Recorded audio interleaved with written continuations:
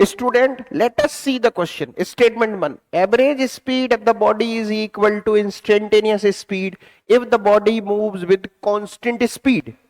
ठीक है. दूसरा है force is required to move the body or an object with uniform velocity. ठीक है.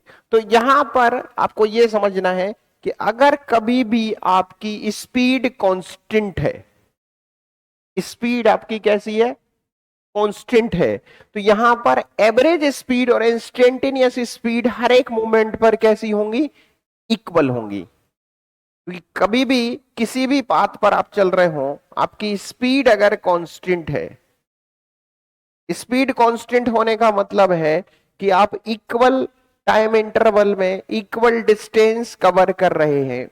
तो अगर कभी भी आप इंस्टेंटेनियस निकालेंगे तो वो तो इसी स्पीड के इक्वल आएगी. एवरेज निकालेंगे तो एवरेज भी आप स्पीड ही निकाल रहे हैं. ठीक है, तो वो हमेशा कैसा होगा, इक्वल आएगा. तो ये स्टेटमेंट बिल्कुल करेक्ट.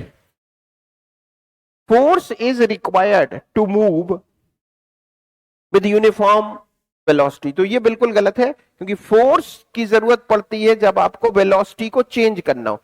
फोर्स किसके इक्वल होता है, एम ए. एक्चुअल में ये नेट फोर्स है. ठीक है, तो net force is equal to M A. तो ए का मतलब होता है डीवी बाई डी टी. तो एक्सेलरेशन की जरूरत तब पड़ती है जब वेलोसिटी को चेंज करना हो. यूनिफॉर्म मोशन का मतलब होता है कांस्टेंट वेलोसिटी. तो वेलोसिटी अगर कांस्टेंट है तो एक्सेलरेशन जीरो होगा और वहां पर नेट फोर्स भी क्या होगा, जीरो होगा. तो पहला स्टेटमेंट तो करेक्ट है, दूसरा स्टेटमेंट रॉन्ग है. ठीक है, तो statement 1 is correct, statement 2 is incorrect. ठीक है, तो फाइनल आंसर यहां पे बन रहा है सी.